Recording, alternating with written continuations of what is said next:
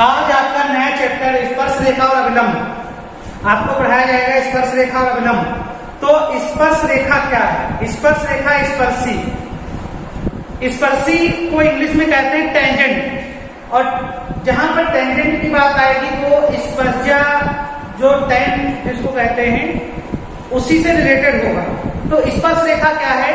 अगर कोई वक्र है, मान लिया कोई वक्र है, ये मान लिया हमने एक वक्र खींच दिया ऐसे, तो वक्र के किसी बिंदु P से बहुत सारी जीवाएं खींची जा सकती हैं। बहुत सारी जीवाएं खींची जा सकती हैं, ऐसे ऐसे ऐसे बहुत सारी जीवाएं खींची जाती हैं। और फिर जैसे इसको इधर बढ़ाते जाते हैं तो क्या होता है, एक ऐसी रेखा आपको प्राप्त होगी जो इस वृत्त को केवल एक ही बिंदु पर मिलेगी। केवल एक ही ऐसे एक बिंदु पर केवल एक ही ऐसी रेखा होगी जो उस वक्र को केवल एक ही बिंदु पर काटेगी। तो उस रेखा को स्पर्शी कहते हैं। जैसे यहाँ पर ये P बिंदु है तो P से Q, R, S, T ऐसे करके बहुत सारी रेखाएं खींची जा सकती हैं। और यहाँ पर एक रेखा ये है जो वृत्त को P बिंदु से खींचा गया, लेकिन वो रेखा P वक्र को किसी भी बिंदु पर दोबारा स्पर्श नहीं करती है, वो कहलाती है इस वक्र की स्पर्शी। और ये P ये U यानी PU जो है वो इस वक्र की स्पर्शी होगी। अब ये हो गई स्पर्शी, ठीक है। और फिर आता है स्पर्श रेखा और अभिलंब। तो अभिलंब क्या होता है? इस स्पर्शी के लंबवत, इस स्पर्शी से 90 अंश का कोण बनाती हुई एक रेखा होती है, वो क्या कहलाती है? इस वक्र का अभिलंब कहलाती है। ये हो गई इसकी स्पर्शी, स्पर्शी, और ये हो गया इसका अभिलंब, ये हो गया इसका अभिलंब। तो स्पर्श रेखा और अभिलंब आपको थोड़ा बहुत समझ में आया होगा। बाकी आपका जो है, जो आपका चैप्टर के पहले शुरू में जो थ्योरी दी है वो थ्योरी हाँ ये चल रहा था आपका। अब फिर स्पर्शी की प्रवणता, इसमें आपको चूंकि स्पर्श रेखा का समीकरण पढ़ाया जाएगा तो स्पर्शी की प्रवणता क्या होती है? तो स्पर्शी की प्रवणता, अगर कोई फलन दिया है, अगर कोई फलन दिया है y बराबर fx, y बराबर fx, तो ये अगर कोई फलन दिया है तो ये वक्र बन गया, मान लिया, ठीक। अब इसमें बहुत सारे बिंदु होंगे। तो यहां पर हमने मान लिया कि एक बिंदु है x1 y1, तो इस बिंदु पर स्पर्शी खींची गई है ना, क्योंकि स्पर्शी किसी बिंदु पर अवश्य खींची जाएगी। अगर डायरेक्ट कहा दिया जाए कि स्पर्शी की समीकरण, तो किसी भी वक्र में अनंत स्पर्शियां होती है, तो इसमें क्या हो जाएगा, वो एक पर्टिकुलर बिंदु पर स्पर्शी का समीकरण पूछा जाएगा। तो अगर इस वक्र के बिंदु x1 और y1 पर अगर स्पर्शी का समीकरण किया जाएगा, निकाला जाएगा, स्पर्शी की प्रवणता निकाली जाएगी, तो क्या हो जाएगी, इसका अवकलन कर लेंगे dy by dx f dash x, और dy by dx, और ये x1 y1 कर देंगे, और f dash x हो जाएगा, f dash x में x1 y1 कर देंगे। अब देखिए एक चीज ध्यान देने वाली बात है कि प्रवणता क्या होती है। सबसे पहली बात आप जान लीजिए, प्रवणता आपको हाई स्कूल में आया होगा चैप्टर कि प्रवणता क्या होती है। प्रवणता होती है किसी स्पर्श रेखा, किसी वक्र की स्पर्श रेखा x अक्ष से जितना कोण बनाती है वह उस स्पर्शी की x जितना कोण बनाती है उसकी स्पर्शजा, उसकी प्रवणता कहलाती है, ठीक। जैसे ये अगर दिया है, ये मान लिया यहाँ इस बिंदु पर ये आपका अक्ष हो गया,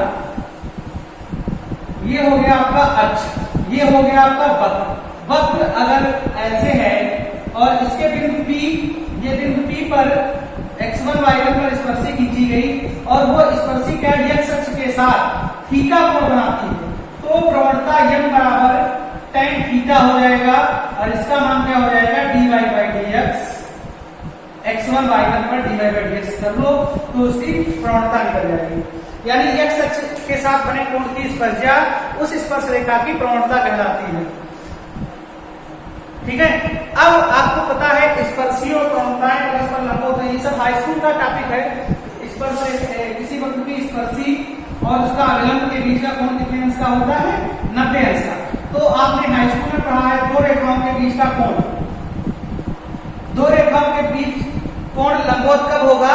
जब दोनों की प्रवणताओं का गुणनफल -1 के बराबर होगा। यानी अगर स्पर्शी की प्रवणता ये m1 कह लें और अविलंब की प्रवणता m2 कर लें तो क्या हो जाएगा? m1 × m2 बराबर -1 हो जाएगा। तो स्पर्शी प्रवणता अगर m1 है तो m2 अगर अविलंब की प्रवणता निकालें तो -1/m1 हो जाएगा और -1 ये क्या हो जाएगा? dy/dx पॉइंट वही रहेंगे x1 y1, क्योंकि m बराबर क्या होता है? ये होगा। ठीक, तो ये हो गया आपका अविलंब की प्रवणता। तो स्पर्शी की प्रवणता का सूत्र आप ये लिख लीजिएगा, m बराबर tan थीटा बराबर dy/dx x1 y1। अब क्या करते हैं? अब स्पर्श रेखा का समीकरण जो आपका टॉपिक है, इसी से रिलेटेड आपको क्वेश्चन मिलेंगे। तो स्पर्श रेखा का समीकरण निकालने के लिए क्या होता है?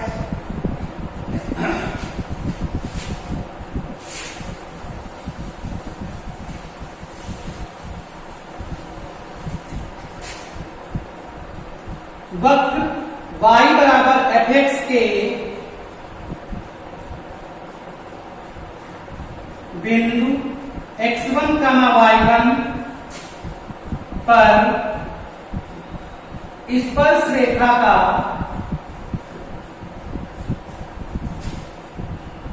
समीकरण क्या हो जाएगा? y - y1 बराबर dy/dx पॉइंट x1, y1 पर और x - x1।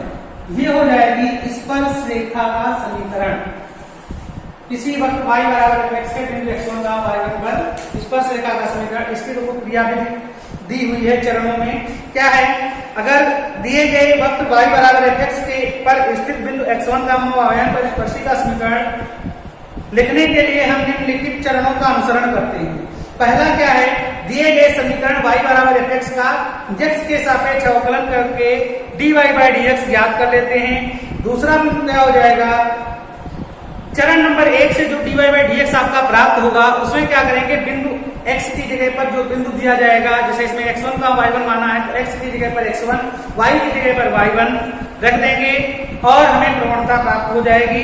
फिर क्या करेंगे? दिए गए वक्र y बराबर x पर स्थित बिंदु x1, y1 पर स्पर्शी का समीकरण ज्ञात करने के लिए निम्नलिखित समीकरण का प्रयोग करते हैं। ये समीकरण आपके लिए इस समीकरण में मान रख देंगे dy/dx कैसे ज्ञात करेंगे? इसका अवकलन करेंगे।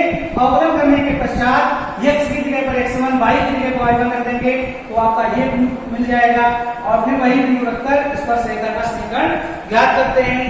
ठीक है, आइए देखते हैं इसके कुछ आपके क्वेश्चन जो एक्सरसाइज के दिए हैं वो क्वेश्चन देखिए कैसे होंगे। आप देख लीजिए एक्सरसाइज नंबर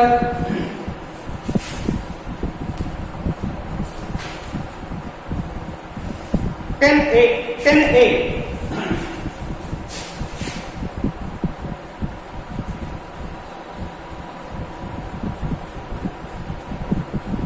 10.1 के कुछ क्वेश्चन है। उसमें पहला क्वेश्चन है, निम्नलिखित वक्रों के सम्मुख अंकित बिंदुओं पर खींची गई स्पर्शियों की प्रवणताएं ज्ञात कीजिए। तो यहाँ पर केवल प्रवणता की बात की गई है। हम यहाँ पर आपको प्रवणता, x अक्ष के साथ बना कोण और उसका जो है समीकरण, तीनों चीजें निकलवा देंगे, जिससे आपके 4 सवाल लग जाएंगे। 4 सवालों में आपके 4-4, 5-5 खंड दिए हुए हैं, वो सारे खंड आपको पता चल जाएंगे। तो देखिए पहला क्वेश्चन क्या है, y²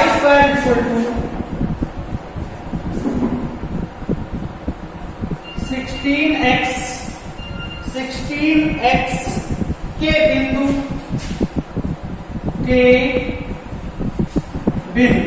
कौन सा बिंदु दिया है? 2,3 पर हम आपका स्पर्श रेखा है क्या करेंगे? प्रवणता बताएंगे या स्पर्शी x अक्ष के साथ कितना कोण बनाती है ये बताएंगे। इस स्पर्शी का समीकरण निकालना बताएंगे। तो आपके 4 क्वेश्चन आपके ऐसे ही लग जाएंगे।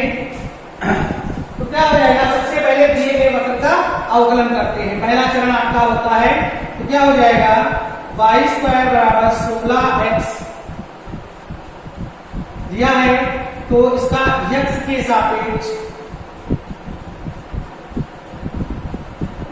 अवकलन करना है।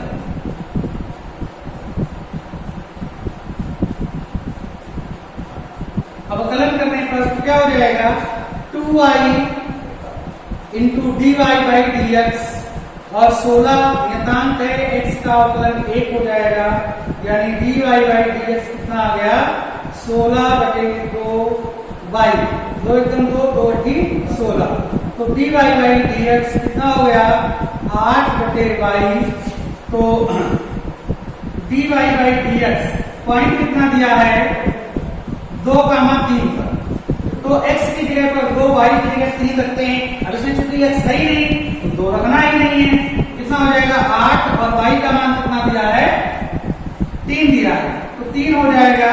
तो आपकी ये प्रवणता आ गई m बराबर 8/3, ये प्रवणता आ गई। अब अगर कहा जाए कि x अक्ष के साथ बना कोण, तो चूंकि हमें पता है कि tan थीटा बराबर m, मान लेंगे माना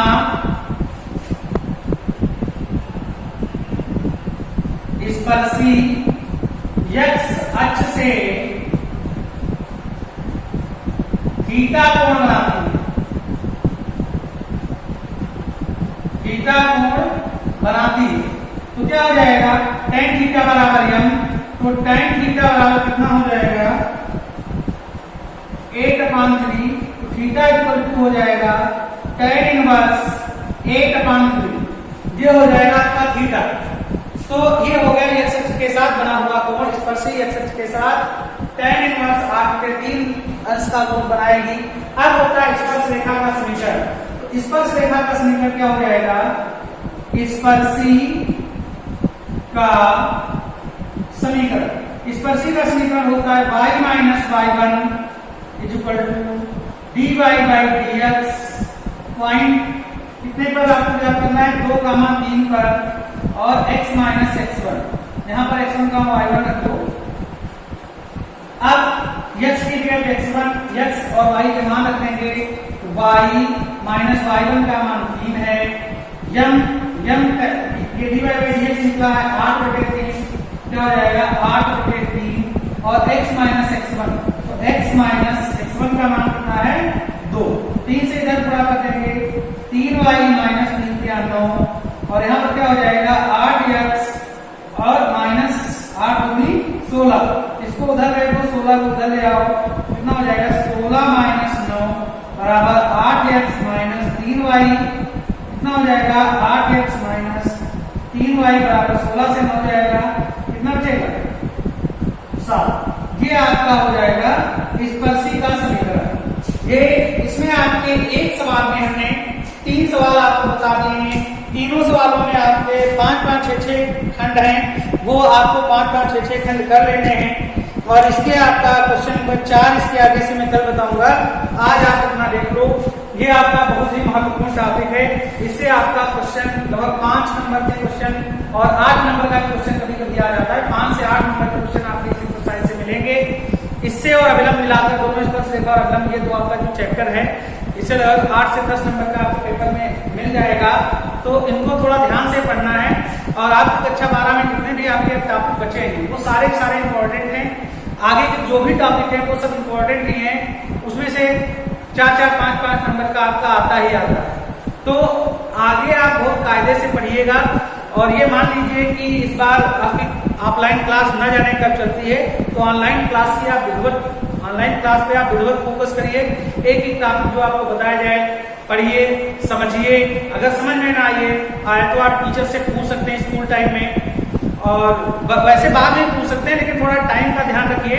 10-11 बजे आप जो है 10-11-12 बजे कोई बच्चे बैठते हैं पूछते हैं, तो वो टाइम आपका सही नहीं रहेगा। आप जो है सुबह जो है 7 बजे से शाम के 5, 6, 7, 8 बजे तक 8 बजे तक आप जो है जो भी आपको प्रॉब्लम लगा करे आप पूछ सकते हैं। Thank you.